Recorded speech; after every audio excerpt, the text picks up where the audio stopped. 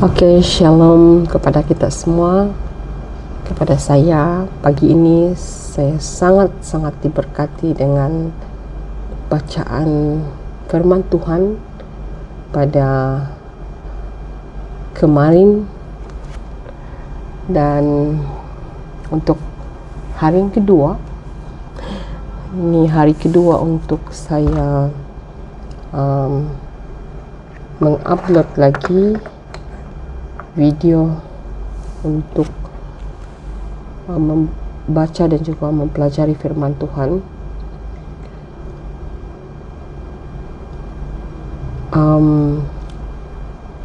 Saya merasakan sangat diberkati dengan hari setiap masa apabila saya melakukan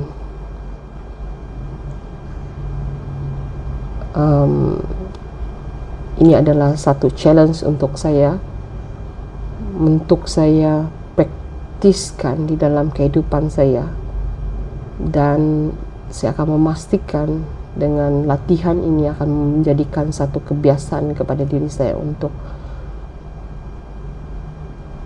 melakukan pembacaan firman Tuhan setiap hari, setiap masa. Dan di pagi hari ini adalah satu kesempatan yang diberikan kepada saya, walaupun mungkin boleh saja saya melakukan pekerjaan lain.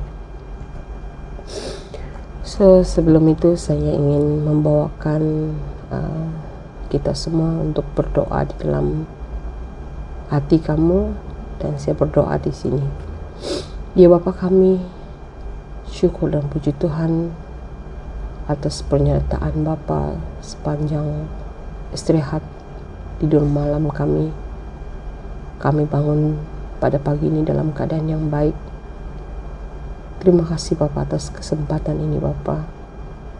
Sekali lagi saya akan meletakkan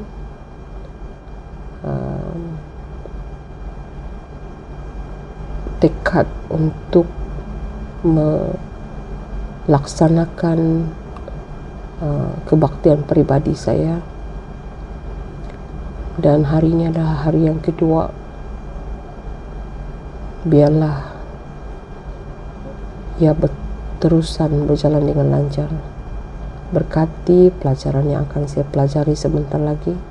Biarlah itu akan menjadi berkat kepada diri saya. Terima kasih Bapak karena sudah mendengar dan menjawab setiap doa kami. Semua ini saya serahkan dalam nama Tuhan Yesus kami sudah berdoa. Amin. Oke, dan pada saat ini saya akan menyambung bacaan saya pada hari kemarin. Apabila kita melihat segala ciptaan Tuhan di bumi ini, memberi kita inspirasi, memberikan kita satu ketenangan jiwa apabila kita melihat segala kebesaran ciptaan Tuhan. Dan saya akan teruskan dengan bacaan yang seterusnya. Dia tidak pernah melukakan hati sesiapapun. Dia tidak pernah mempersalahkan orang kerana kelemahan mereka. Dia berkata tentang kebenaran, tetapi selalunya dengan kasih. Dia membantu mereka yang berpura-pura tidak mempercayai dan yang berdosa, tetapi duka cita di dalam suaranya. Yesus mengalirkan air mata sementara dia melihat Yerusalem, kota yang dia cintai, kota yang tidak menerima dia, walaupun dia adalah jalan kebenaran dalam kehidupan. Manusia telah menolak penebus mereka, tetapi dia merenungkan mereka dengan belas kasihan. Yesus tidak hidup untuk kesenangannya, tetapi dia memikirkan orang lain. Setiap orang amat berharga di dalam pandangannya. Dia melihat dengan kasih sayang kepada setiap ahli di dalam keluarga Tuhan. Dia melihat mereka sebagai orang-orang yang penuh dengan dosa dan perlu diselamatkan. Kehidupan Yesus di dunia ini menunjukkan tabiatnya. Kehidupannya juga memperlihatkan sifat Tuhan. Kasih syurga bagaikan sungai yang mengalirkan kasih daripada lubuk hati Tuhan kepada kita melalui anaknya. Yesus yang lemah lembut, penebus, yang pengasih adalah Tuhan yang tampil dengan rupa manusia. Dalam 1 Timotius 3 ayat 16. Yesus hidup sengsara dan mati untuk keselamatan kita. Dia menjadi manusia yang berduka cita supaya kita memperoleh kesukaan kekal. Tuhan rela melepaskan anaknya, meninggalkan kemuliaan syurga dan datang ke dunia yang gelap dengan bayaran kematian.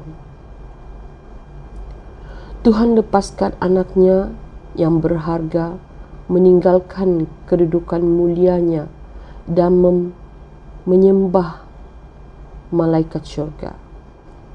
Tuhan rela dia menderita, dipermalukan, dihina, dan mati. Tetapi kerana hukum yang ditanggungnya itu, kita sekarang selamat. Kerana luka-lukanya, kita sekarang sembuh. Yesaya 53 ayat 5. Perhatikan Yesus di padang belantara. Perhatikan dia ketika di Getsemani, sementara disalibkan.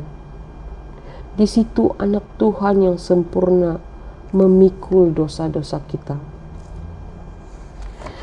Dia bersama-sama dengan Tuhan, tetapi di sana dia merasakan dahsyatnya penceraian di antara Tuhan dan manusia kerana dosa. Bibirnya terpaksa mengeluarkan tangisan yang begitu pedih. Ya Tuhan, ya Tuhan, mengapa Engkau meninggalkan aku? Di dalam Matius 27 ayat 46.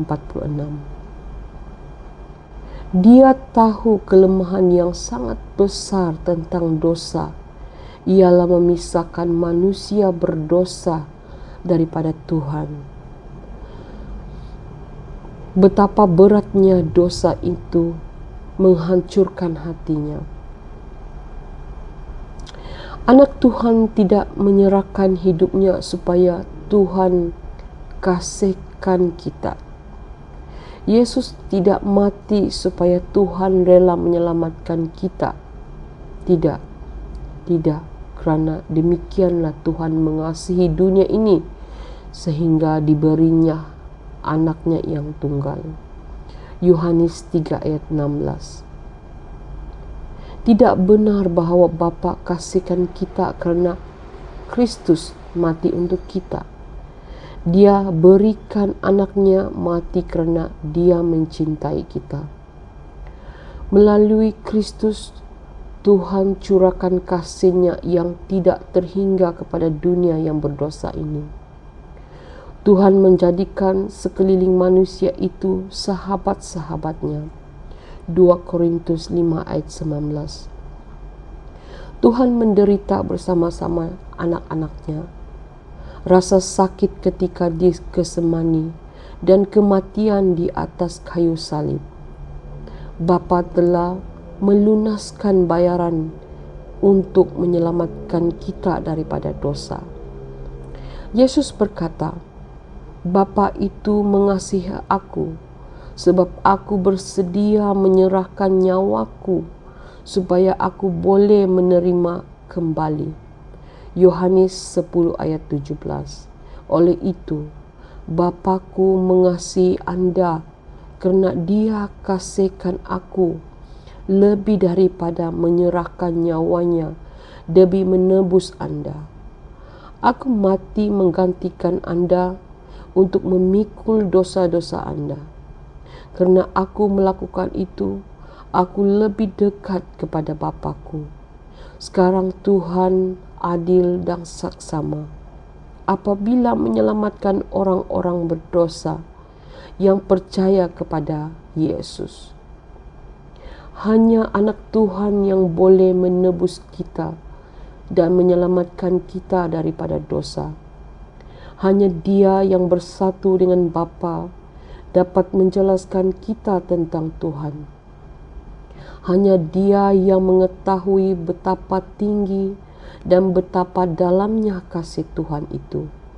Hanya dengan pengorbanan Kristus yang maha besar itu untuk kita dapat menerangi kasih Bapa kepada orang-orang yang berdosa.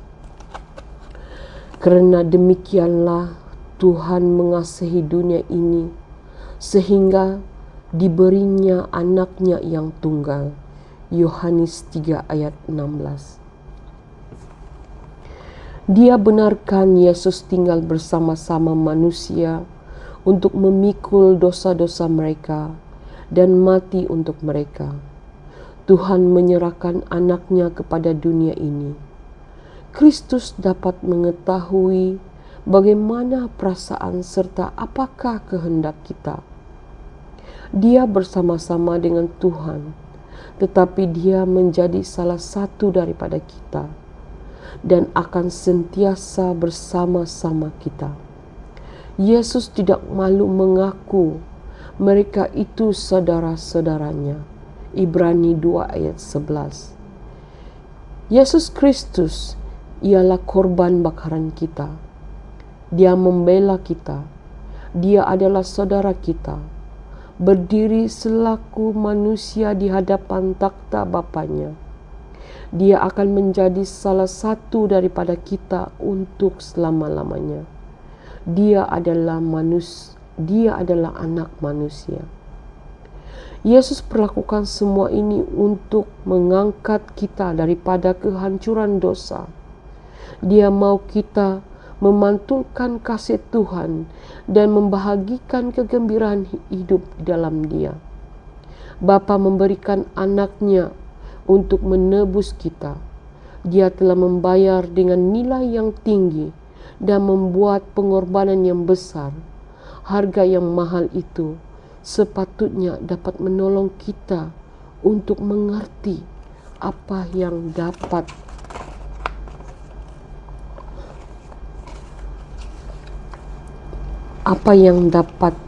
terjadi kepada kita melalui Kristus. Apostel Yohanes pernah melihat berapa tinggi, dalam dan luasnya kasih Tuhan itu. Yohanes mahu menceritakan perkara tersebut, tetapi dia tidak dapat perkataan yang paling tepat untuk menerangkannya. Dia berkata, "Lihatlah betapa Tuhan mengasihi kita. Kasih-Nya sedemikian besar sehingga kita disebut anak-anak-Nya." 1 Yohanes 3 ayat 11. 1 Yohanes 3 ayat 1. Dengan perbuatan dosa kita yang tertakluk kepada syaitan, melalui kepercayaan di dalam Kristus serta kematiannya karena kita menjadi anak-anak Tuhan. Kristus telah menjadikan manusia supaya dapat menolong orang-orang berdosa. Apabila kita menjadi miliknya, anak-anak Tuhan merupakan gelaran yang sangat berharga untuk kita. Tidak ada kasih seperti kasih Tuhan. Anak-anak Raja Syurga, panji yang amat berharga.